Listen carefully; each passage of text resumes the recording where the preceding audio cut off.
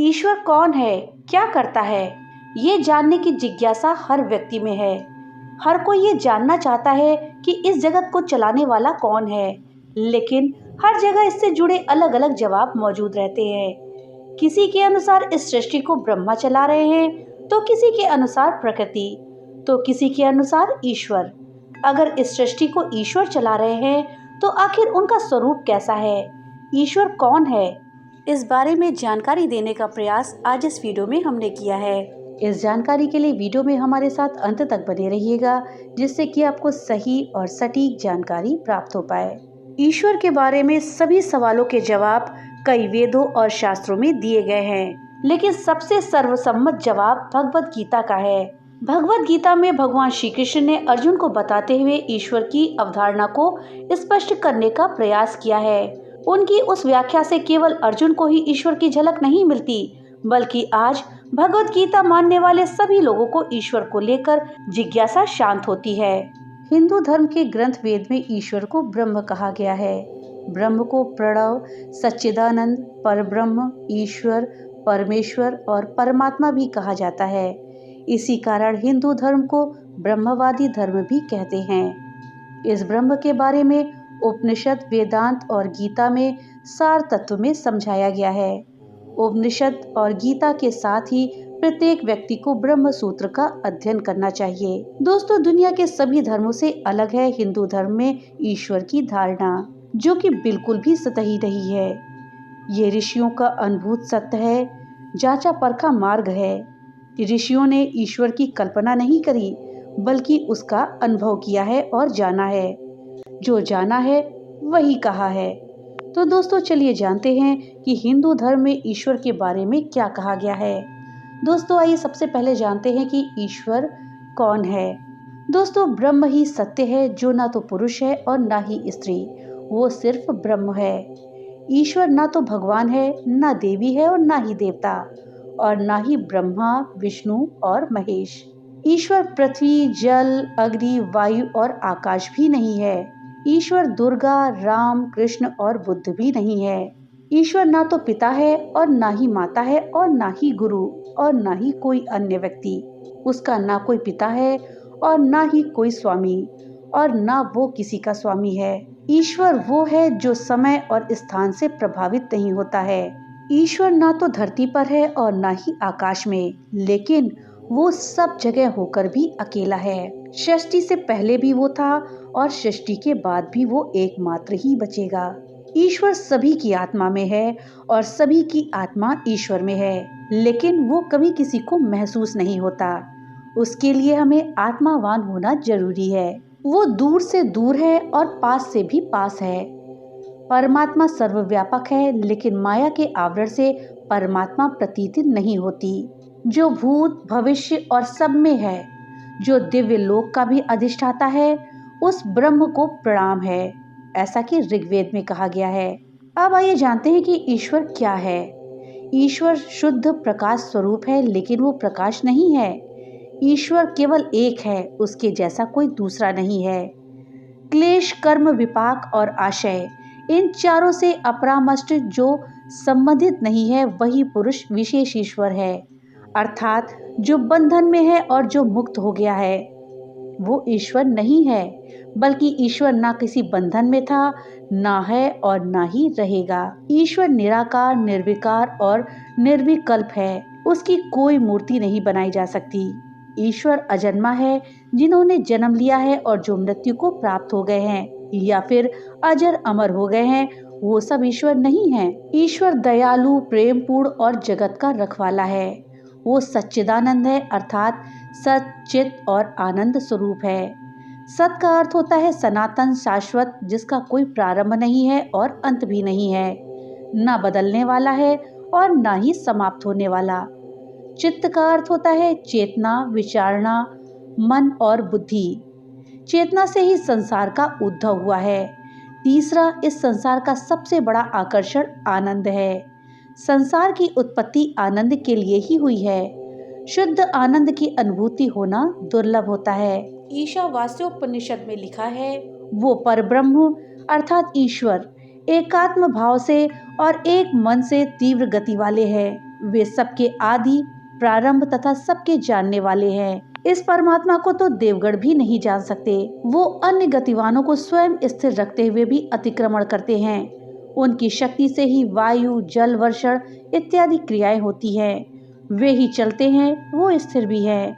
वो दूर से दूर और निकट से निकट हैं। वे इस संपूर्ण विश्व के भीतर परिपूर्ण हैं और इस विश्व के बाहर भी हैं। दोस्तों, वीडियो में आगे बढ़ने से पहले आपसे एक छोटी सी रिक्वेस्ट है कि अगर अभी तक आपने वीडियो को लाइक नहीं किया है तो कृपया वीडियो को लाइक कर दें और ज़्यादा से ज़्यादा शेयर करें, जिससे कि ये जानकारी अधिकतर लोगों तक पहुंच पाए। और हाँ, अगर चैनल पे पहली बार आए हैं तो कृपया चैनल को सब्सक्राइब कर दें और बेल आइकन दबाना ना भूलें, जिससे कि मेरी वीडियो सबसे पहले आप तक पहुँच पाए। तो चलिए वीडियो में आगे बढ़ते हैं। दोस्तों, ये तो थी जानकारी कि ईश्वर क्या है और कहाँ है। अब आइए जानते हैं कि ईश्वर आखिर करता क्या है। दोस्तों, ईश्वर का कोई संदेशवाहक नहीं है। संदेशवाहक देवी और देवताओं के होते हैं। ऋषियों ने ईश्वर के वचनों को सुना और उसकी स्तुति करी, जिसे वेद कहा गया। वे ईश्वर के वचन हैं, जिसमें आदेश, संदेश या आज्ञा नहीं है। ब्रह्म या ईश्वर न न्याय करता है और न ही अन्याय, लेकिन जो उसका ध्यान करते हैं उसके साथ कभी भी वो अन्याय नहीं करता। ईश्वर किसी को भयभीत करने वाला और न ही प्रेम करने वाला है। जो उससे प्रेम करते हैं वे स्वतः ही उसके सानिध्य में होकर सुरक्षित हो जाते हैं। जो उससे भयभीत रहते हैं वे अपने पापों के कारण ही भयभीत रहते हैं। ईश्वर न आज्ञा देने वाला है और न ही उपदेश देने वाला। उपदेश और आज्ञा देने वाले ईश्वर या सत्य के मार्ग पर नहीं हैं। ईश्वर न सजा देता है और न ही पुरस्कार। वो न स्वर्ग में भेजता है और न ही नरक में। जो लोग उसका ध्यान करते हैं और सभी को ईश्वरमय समझते हैं, वे हर तरह की सजा, पुरस्कार और स्वर्ग नरक से परे होकर शांति पाते हैं। दोस्तों, आखिर ब्रह्मांड और ईश्वर का क्या संबंध है? ईश्वर ना सृष्टि का रचयिता है और ना सृष्टि का रखवाला। उसके होने से ही सृष्टि हुई है और उसके होने से ही सूर्य, तारे, पृथ्वी और दूसरे ग्रह, नक्षत्र काबू में रहते हैं। उनके काबू में रहने से ही प्राणियों का अस्तित्व विद्यमान है। तो वो ऐसा होने पर भी ऐसा नहीं है, अर्थात उसकी उपस्थिति से ही सब कुछ है और उसकी इच्छा से ही सभी की सुरक्षा है और उसकी इच्छा से ही विध्वंस भी है। जड़ से बढ़कर प्राण है और प्राण से बढ़कर मन, मन से बढ़कर बुद्धि है और बुद्धि से बढ़कर विवेक, विवेक से बढ़कर चेतना है और चेतना से बढ़कर आत्मा। आत्मा ही सभी को धारण करने वाली है और इस आत्मा को धारण करने वाला परमात्मा है। धरती से बढ़कर जल है और जल से बढ़कर अग्नि, अग्नि से बढ़कर वायु है और वायु से बढ़कर आकाश, आकाश से बढ़कर महत्व है और महत्व से बढ़कर आत्मा, आत्मा से बढ़कर एकमात्र परमात्मा ही सबको धारण करने वाला है। दोस्तों, तैत्तिरीयोपनिषद में लिखा गया है, उस ब्रह्म से प्रकट यह संपूर्ण विश्व है जो उसी प्राण में गतिमान है। उद्धत वृक्ष के समान विकराल शक्ति ब्रह्म को जो मानते हैं अमृत को प्राप्त होते हैं। इसी ब्रह्म के भय से अग्नि व सूर्य तपते हैं और इसी ब्रह्म के भय से इंद्र, वायु और यमराज अपने अपने कामों में लगे रहते हैं। ईश्वर के नष्ट होने से पहले ही यदि उस ब्रह्म का बोध प्राप्त कर लिया तो ठीक है, वरना अनेक युगों तक विभिन्न योनियों में पड़ना पड़ता है। अब आइए आत्मा और ईश्वर के संबंध को जानते हैं। दोस्तों, ये आत्मा ही ब्रह्म है। ब्रह्म स्वरूप होने और ब्रह्म में से ही प्रस्फुटित होने के कारण आत्मा को भी ब्रह्म तुल्य ही माना गया है। संसार प्राकृतिक शक्तियों का खेल है और प्राकृतिक शक्तियाँ चित्त शक्तियों का खेल है और चित्त शक्तियाँ आत्मा का खेल है और आत्माएं ईश्वर के होने से ही विद्यमान हैं। दोस्तों, स्वयं को जानने वाला ही ईश्वर को जान सकता है। ईश्वर तक पहुंचने के दो ही रास्ते हैं, शरणागति और ध्यान। ये दो मार्ग अभ्यास और जागृति से ही हासिल करे जा सकते हैं। अहम ब्रह्मास्मि अर्थात मैं ही ब्रह्म हूँ, तत्वस्मि अर्थात तू ही ब्रह्म है और एकमेव ब्रह्म सत्य अर्थात वो ब्रह्म ही सत्य है। इसका मतलब वो ब्रह्म मुझ में है, तुझ में है और सर्वत्र होकर भी अकेला है। शरीर में रहकर आत्मा जागृत, स्वप्न और सुषुप्ति का अनुभव करती है। इस दौरान वो मस्तिष्क की क्षमता से अनावश्यक और निरंतर चलने वाले विचारों से प्रभावित होती रहती है। मन के भावों और गति से सुख और दुख का अनुभव करती है, लेकिन वो कभी खुद को देखने और समझने का प्रयास नहीं करती। जागृत, स्वप्न और सुषुप्ति, इन 3 अवस्थाओं से बाहर निकलने की विधि का नाम ही हिंदू धर्म है। दोस्तों, ये आत्मा ही सब कुछ है, अर्थात समस्त वस्तु, विचार, भाव और सिद्धांतों से बढ़कर आत्मा है। आत्मा को जानने से ही परमात्मा को जाना जा सकता है। यही सनातन धर्म का सत्य है।